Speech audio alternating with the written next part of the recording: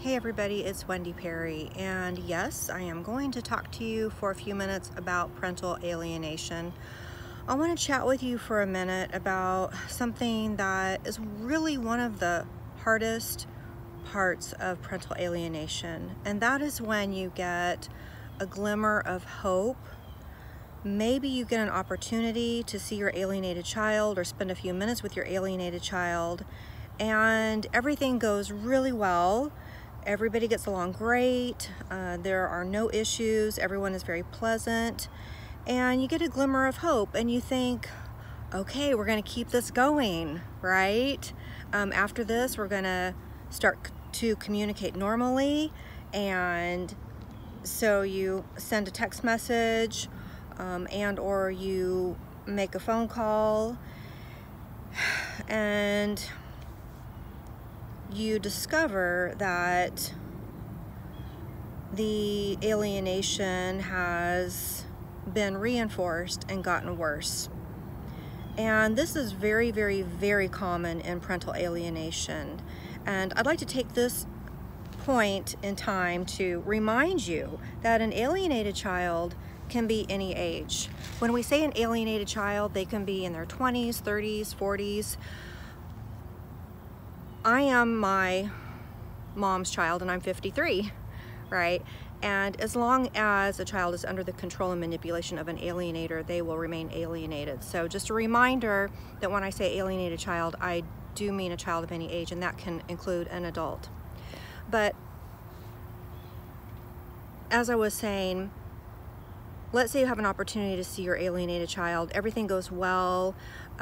They're pleasant to you. You're pleasant to them. There are no issues whatsoever. Everything goes fine and normal, and you feel encouraged, and you feel like, okay, now we can move forward from this point and communicate normally. And maybe you send a text message or give them a call and leave them a message. And let's say you're really educated about parental alienation, and so you know what you should and should not say, and so you send a text message that is not dramatic. It doesn't talk about the past. It's very simple, and it just says something like, just saying hi, it was great seeing you, I love you, hope you have a great day. And as I was saying, you discover that the alienation is actually worse than it was before. It has been reinforced, it has gotten worse. And what happens is that if you have an opportunity to see your alienated child and spend some time with them, the alienating parent wants to reinforce the alienation, okay, because they don't want your child to have a relationship with you. And so after you see them, even though everything went normal and great, there was no problem, the alienating parent will almost always say or do something to reinforce the alienation. They might tell the child a lie. They might say, oh, you should see or hear what your other parent did now, and it might be a total fabrication. Or they might take something totally normal that happened and twist it and say or imply to the alienated child that it's abnormal. And I'll give you an example. Let's say that you saw your alienated child and you took some pictures like people do, and let's say you put them online like people do, and let's say that your friends commented because they were really happy, like normal people would be, to see that you saw your alienated child. And so your friends would probably make comments like, oh, I'm so happy that you got to see each other, this makes me really happy. Now again, you went to something, you saw your alienated child, you acted normal, you took pictures like a normal person, you put them on your social media like a normal person, you didn't say anything abnormal or crazy, and your friends commented on your pictures like normal people. But the alienating parent will twist that to the alienated child and say things like, oh, did you see those comments? Can you believe, that they made those comments? And they'll imply that it was abnormal. They'll say or do anything they can to reinforce the alienation because, they feel threatened at that point. They know that there is a risk that the child might start to have some critical thinking skills, and maybe someone else who was there with the child might say, hey, your other parent seemed normal and nice to me, So it's really one of the most disheartening and upsetting things in parental alienation when you get, sorry, there's a lot of bugs here, when you get a glimmer of hope and then it gets dashed. So what do we do during those times? Because those times are really, really heartbreaking. And you know, if you have spent many, many years reaching out to your alienated child in the right way, right? Just saying, hi, I love you, hope you're having a great day. And again, just being a normal person and saying normal things, you know, it really wears you down after many, many years. So what do we do when we get our, we have a glimmer of hope and then that gets dashed? It's really, really, really heartbreaking. And I think for many alienated parents, those are the moments when they really feel like giving up. But I just want to remind everyone, don't give up. Because if you give up, you see, that's what the alienating parent is trying to make you do, right? That's why they're trying to reinforce that alienation. They're trying to make you give up. They're trying to make you feel like it's hopeless. And so you have to keep trying. You have to keep going. You have to keep sending those messages. I know you're going to have some bad days, right? Maybe a bad week and you're going to cry all day, every day for a week. I get it. I really, really do. But we need to not give up. We need to keep going. We need to keep sending those messages. And, you know, don't question the alienated child, right?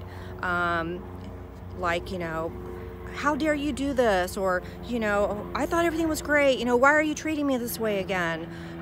Or what did your other parent say about me?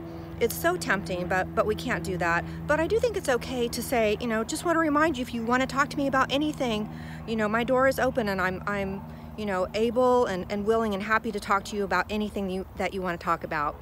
So just maybe let them know that the door is open, but just leave it at that. But we really, really need to not give up in these times. These are the times that, like I said, the alienating parent wants to make us feel like it's hopeless and make us feel like giving up. But I just want to remind you to remember your commitment to your child. Remember when your child was born, and I know that you thought, I'm gonna love this baby, this child forever and ever with all of my heart, and I will never give up on them no matter what happens. I will always be here for them. So we have to keep that commitment, right? We're the parent. We have to keep that commitment to keep loving them unconditionally, keep being there for them, keep reaching out to them, keep showing them that we are normal and that we are doing normal things, living a normal life, and we just have to just keep trying. Please don't give up, because then when you give up, you know what the alienating parent says? Told you they would give up. Told you they don't really love you. See, I told you they were crazy. They don't want you in their life. So we can't do that. And it's not about the alienating parent. It's about our child. We love them, and we know they love us, and we know they want a relationship with us, and they need us to not give up. Your alienated child needs you to not give up. Don't you dare give up during these times, okay? So keep reaching out. Tell them that you love them unconditionally. Keep sending, like I said, those normal text messages. Hope you're having a great day. You know, here's a picture of me. Here's what I'm doing today. You know, and just please don't give up. We have to keep going. We have to be strong. I know how hard it is, but it's worth it. And our kids are counting on us to not give up, even in these really hard times when we get a glimmer of hope and then the walls get put up again. And also we need to continue to hope and pray that our alienated child will have someone come into their life who has got critical thinking skills of their own, and who is a strong enough person to not listen to the alienating parent and not listen to their flying monkeys, and to get to know the alienated parent on their own and to make their own decision. And then we need to hope and pray that that person is strong enough to say to the alienated child, you know, I think your other parent, they seem pretty okay. They seem pretty good. And I think you should have a relationship with them. And you know, it's not normal that you don't have a relationship with them. So we have to hope and pray that those people come into their lives who have got the courage and integrity to tell them, this situation is not normal, and I want to help you, and your other parent loves you. So just stay strong, don't give up, keep reaching out to your alienated child, and we're all in this together. We have to be here for each other, help each other, especially on the hard days. So stay strong, don't give up, keep sending your child that unconditional love. Bye.